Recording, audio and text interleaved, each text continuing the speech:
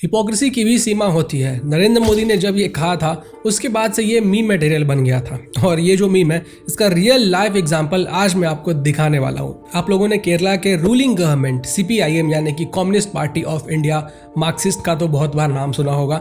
बहुत बार ये लोग चर्चा में भी रहते हैं अपनी आइडियोलॉजी के कारण। ये लोग अपने आप को बेस्ट गवर्नेंस मॉडल बताते हैं, यहाँ तक कि कोविड के टाइम पे रवीश कुमार, मिस्टर मैनिपुलेटर, उसके साथ साथ उसके और भी जितने चमचे हैं सभी इनके तारीफों के पुल बांधते हुए थक नहीं रहे थे।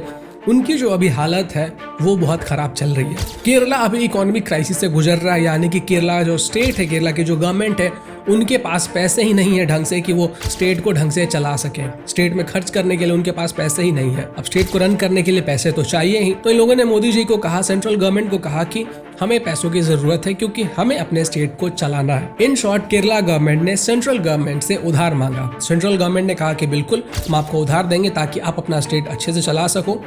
लेकिन होता यह है कि जो केरला की गवर्नमेंट होती है, जो उधार के पैसे उन्हें मिलने वाले थे उससे थोड़ी नाखुश थी। तो ये जो पूरा मुद्दा होता है ये पहुंच जाता है सुप्रीम कोर्ट ऑफ इंडिया में। सुप्रीम कोर्ट ऑफ इंडिया में जब ये पूरा मुद्दा पहुंचता है तो सुप्रीम कोर्ट ऑफ इंडिया का कहना होता है कि जो central government 13,600 crore Kerala government को दे रही है वो काफी है, इससे ज्यादा उनको नहीं मिल सकता है। और जो इकोनॉमिक क्राइसिस से भी केरला गुजर रहा है इसके लिए वो लोग खुद जिम्मेवार है।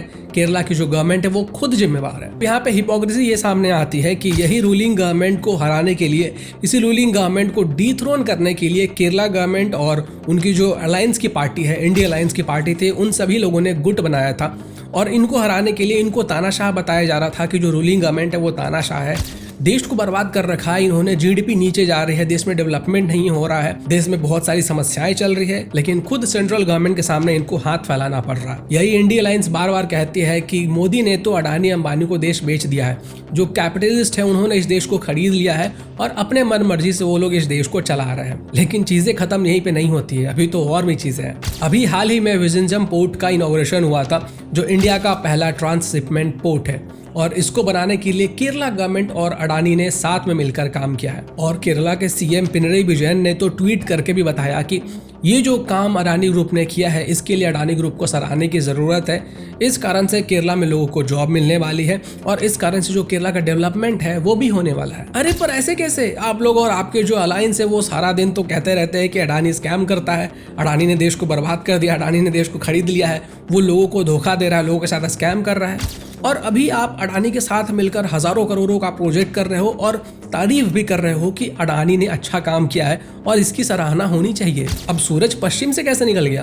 अब ये जो पोर्ट है इसके बारे में मैं आपको थोड़ा सा डिटेल में बताता हूँ कि आखिर ये पोर्ट है क्या। ये जो पोर्ट है ये अपने तरीके का इंडिया का पहला पोर्ट है और ये कोई ऑर्डिनरी पोर्ट नहीं है, कोई छोटा मोटा पोर्ट नहीं है। इस पोर्ट को आप कह सकते हो कि एक तरीके से मदरशिप पोर्ट है, जहाँ पे कि बड़े से बड़े कंटेनर आ सकते हैं और यहाँ से आवाजाही कर सकते हैं। इस पोर्ट की शुरुआत होने से पहले हमारे देश को दूसरे देशों के पोर्ट के ऊपर डिपेंडेंट रहना पड़ता था, जैसे कि कोलंबो, दुबई या फिर सिंगापुर, और इस चक्कर में हमारे देश से छोटे छोटे कंटेनर जाते थे। लेकिन अब क्योंकि हमारे पास विजिंजम पोर्ट है तो हम लोग यहाँ से बड़े बड़े कंटेनर से शिप कर सकते हैं। इसका मतलब यह है कि हमारे देश से जो मैक्सिमम एक्सपोर्ट और इम्पोर्ट हो रहे थे अब वो विजिंजम पोर्ट से होंगे, क्योंकि ये जो विजिंजम पोर्ट है ये इंटरनेशनल रूट के करीब में भी है और इसके कारण हमारे देश को बहुत ज्यादा एडवांटेज मिलने वाला है। बहुत सारे फ्यूल बचने वाले हैं, क्रू की जो रिक्वायरमेंट होगी वो कम होगी।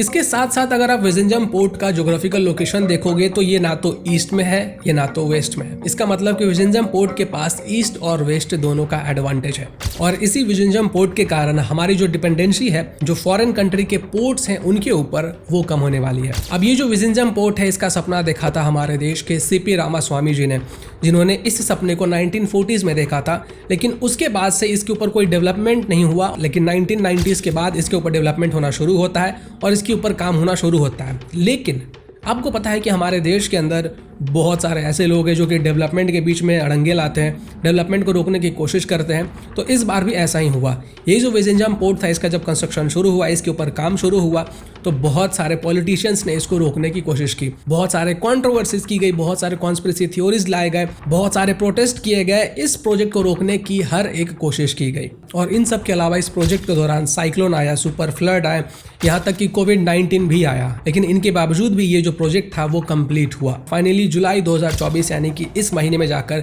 इसका इनॉग्रेशन हुआ है। अब सोचिए कि इस प्रोजेक्ट को अडानी ग्रुप और केरला की गवर्नमेंट ने मिलकर बनाया है और इस प्रोजेक्ट के कारण, इस विजिंजम पोर्ट के कारण केरला का डेवलपमेंट होने वाला है। केरला को बहुत सारे एडवांटेजेस मिलने वाले हैं। इस पोर्ट का बर्थ 800 मीटर का है जो कि बड़े कंटेनर्स को आराम से हैंडल कर सकता है। साथ में 3000 मीटर का ब्रेक वाटर है जो कि इस पोर्ट को ओशन के जो हार्श कंडीशंस होते हैं उससे बचाता है। पहले इस पोर्ट को बनाया गया था 1 मिलियन TEU को हैंडल करने के लिए, लेकिन बाद में इसको एक्सपैंड किया गया और इसको बढ़ाकर 1.6 मिलियन TEU के बराबर कर दिया गया। और जब ये पूरा कंप्लीट हो जाएगा तब इसकी जो कैपेसिटी होगी वो 4 मिलियन TEU के बराबर होगी। अब यहाँ पर वापस से वही सवाल घूम फिर कर आता है कि जब इतना कुछ हो रहा है हमारे देश के अंदर, अडानी इतने सारे प्रोजेक्ट्स में काम कर रहा है, हमारे देश के डेवलपमेंट में हाथ बटा रहा है, तो फिर लोग अडानी को बार बार क्यों अक्यूज करते हैं कि अडानी को देश बेच दिया गया है। एक्चुअली में केरला की जो गवर्नमेंट है CPIM वो अकेली नहीं है जो अडानी के साथ प्रोजेक्ट्स में काम करते हैं और दूसरे हाथ में ये भी कहते हैं कि अडानी को देश बेच दिया गया है।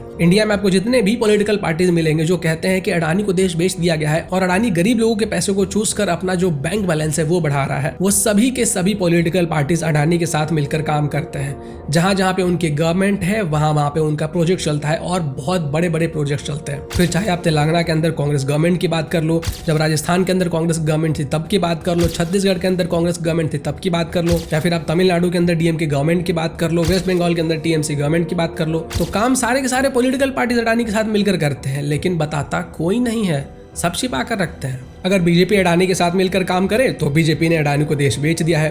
अगर कांग्रेस पार्टी उनके साथ काम करे तो वो देश का भला कर रहे हैं। अगर DMK उनके साथ काम करे तो वो देश का भला कर रहे हैं। अगर CPIM अडानी के साथ मिलकर काम करे, उनके साथ प्रोजेक्ट करे तो वो देश का भला कर रहे हैं। इसके साथ साथ ये जो हमारा विजिंजम पोर्ट है ये हमारे देश के सिक्योरिटी में भी कहीं ना कहीं हेल्प करने वाला है, क्योंकि इस पोर्ट के पास स्ट्रेटेजिक लोकेशन का बहुत बड़ा एडवांटेज है। तो इस पूरे हिपोक्रेसी के बारे में आप क्या सोचते हैं और हमारे इस विजिंजम पोर्ट के बारे में क्या सोचते हैं, कमेंट कर अपना ओपिनियन जरूर बताइएगा।